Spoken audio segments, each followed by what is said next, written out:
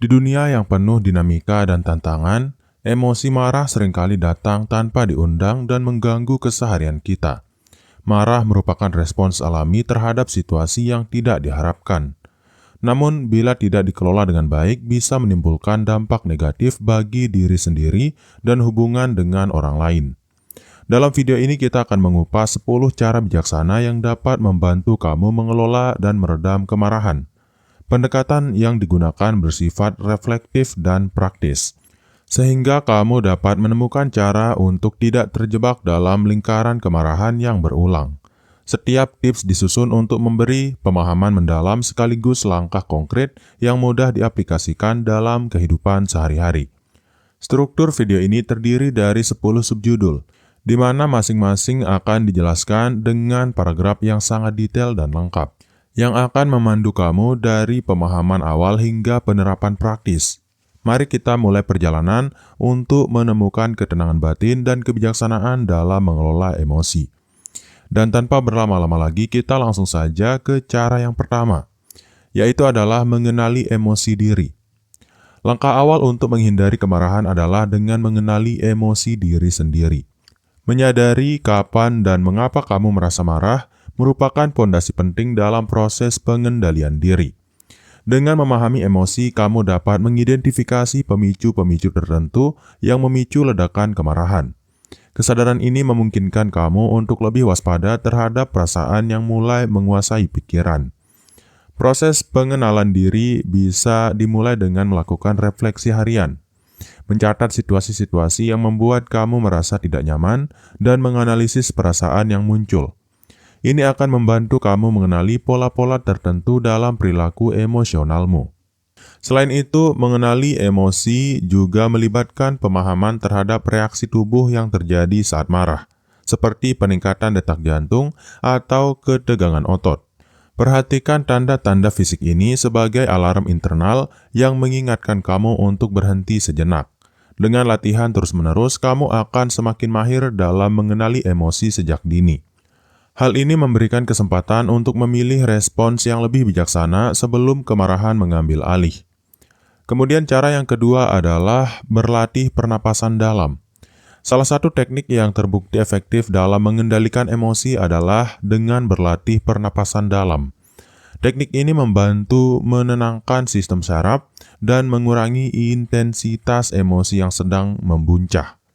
Saat kamu merasakan kemarahan mulai menguasai, cobalah untuk menarik napas dalam-dalam secara perlahan. Tarik napas melalui hidung dan hembuskan perlahan melalui mulut untuk mengembalikan ketenangan pikiran.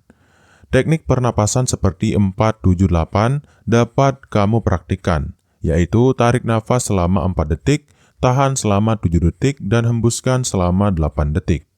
Latihan ini efektif menekan reaksi impulsif dan memberi ruang bagi pikiran untuk berpikir jernih.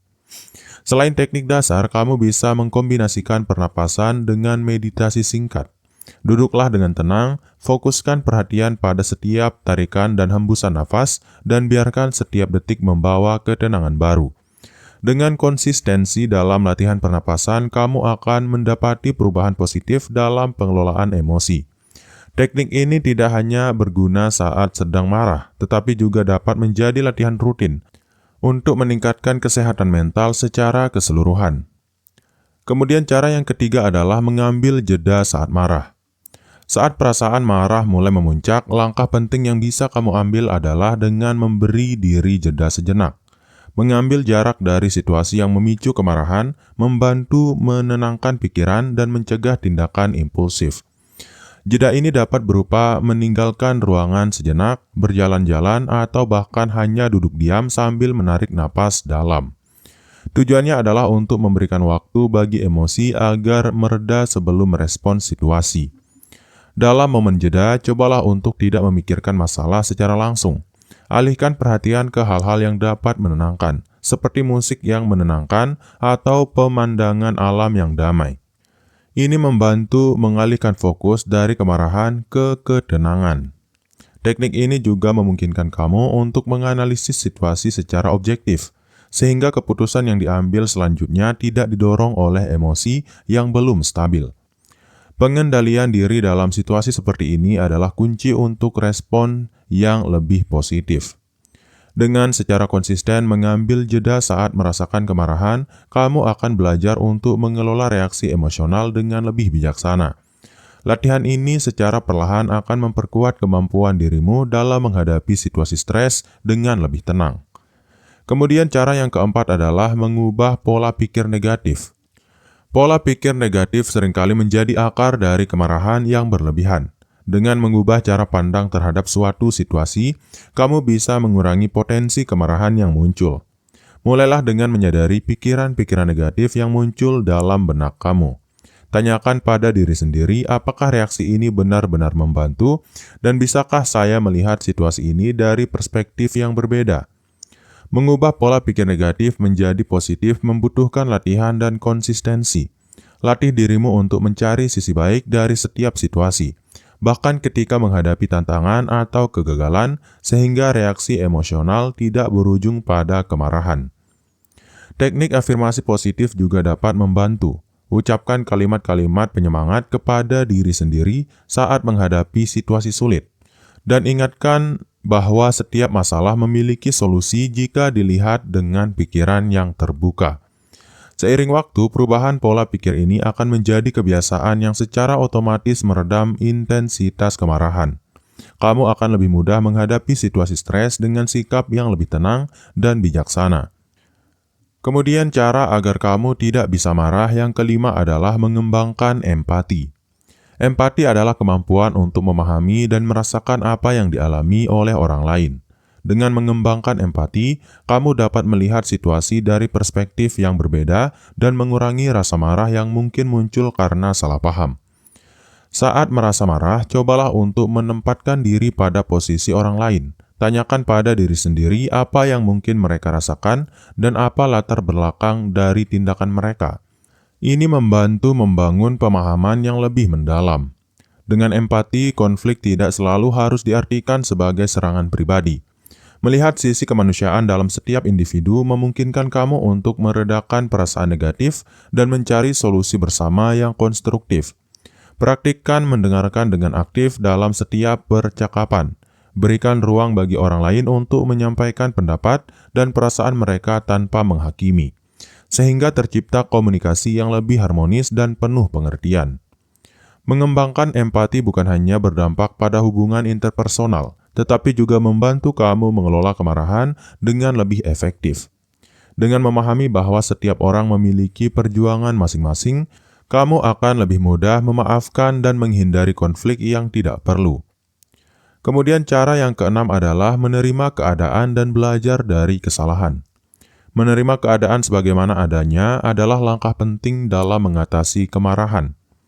Tidak semua hal dapat dikontrol, dan menerima kenyataan membantu kita untuk tidak terus-menerus terjebak dalam emosi negatif. Ketika sesuatu tidak berjalan sesuai harapan, cobalah untuk melihatnya sebagai kesempatan untuk belajar. Alih-alih menyalahkan diri sendiri atau orang lain, fokuskan energi pada mencari pelajaran yang dapat diambil dari situasi tersebut. Kesalahan dan kegagalan adalah bagian dari proses tumbuh dan berkembang.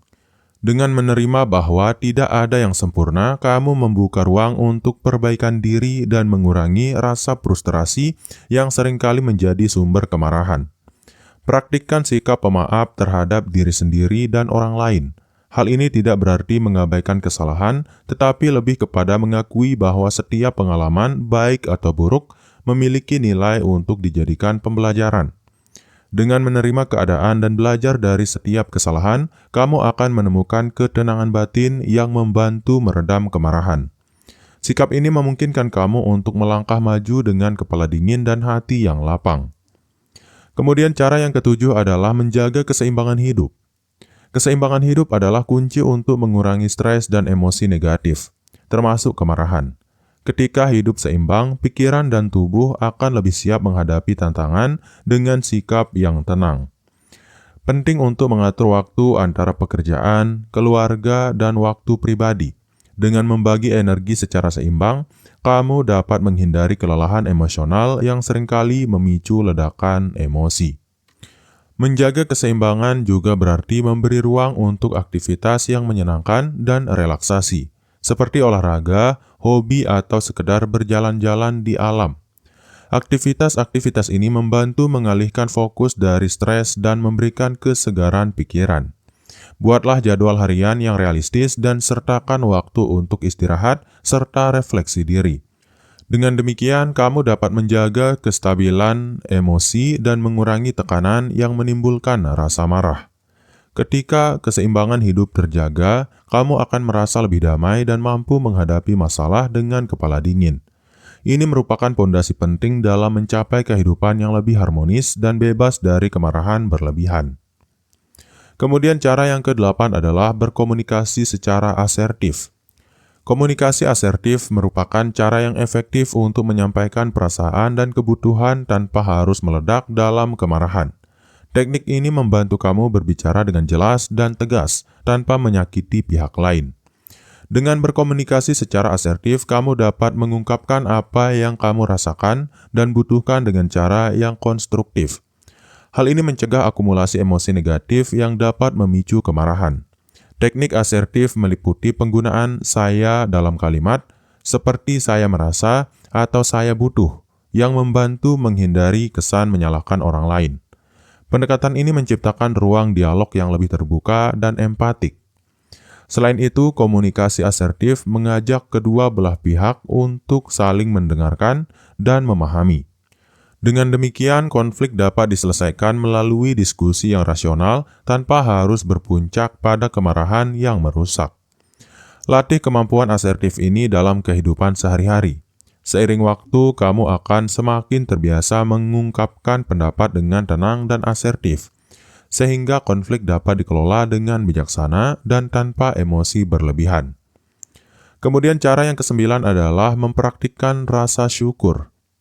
Rasa syukur adalah salah satu kunci untuk menenangkan hati dan mengurangi kecenderungan untuk mudah marah. Dengan menghargai apa yang kamu miliki, pandangan hidup menjadi lebih positif dan seimbang.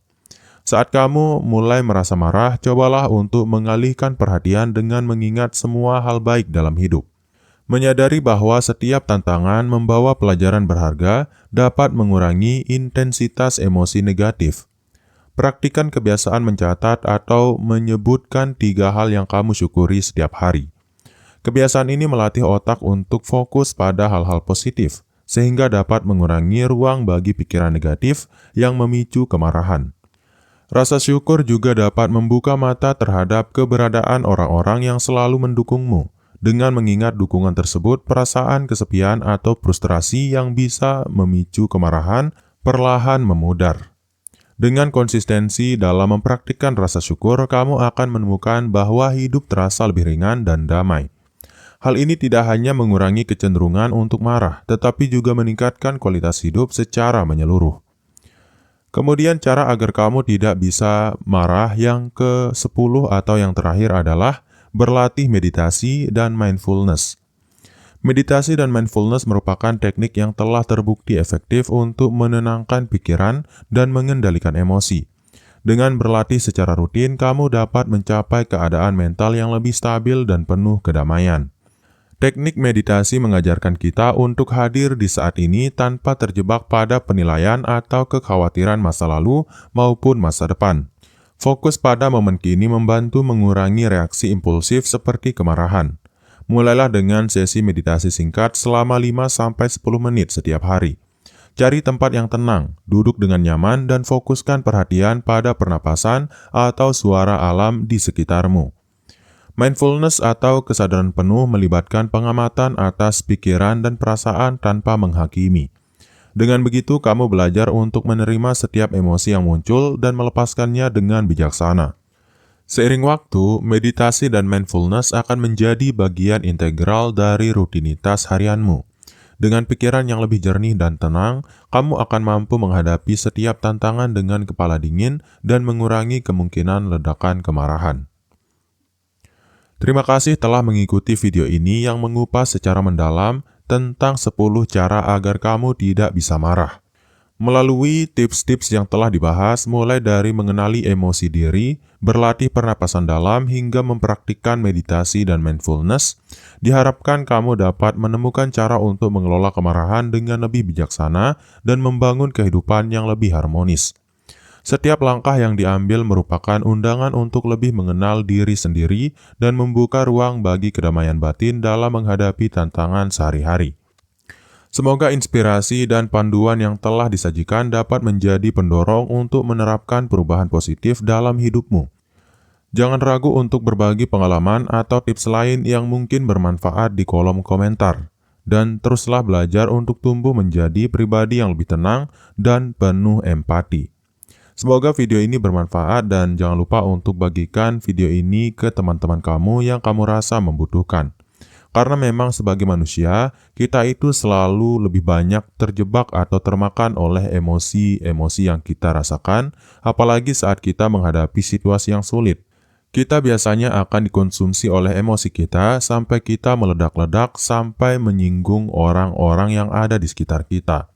Karena memang walaupun kita hanya marah pada satu orang yang kita tidak sukai, tapi karena kemarahan kita bisa berbuat buruk terhadap semua orang yang sebenarnya tidak terlibat dari sumber kemarahan yang kita rasakan ini. Maka dari itu saya rasa video ini akan sangat bermanfaat jika dibagikan kepada orang-orang di sekitar kita. Semoga video ini bermanfaat. Sekian, wassalam.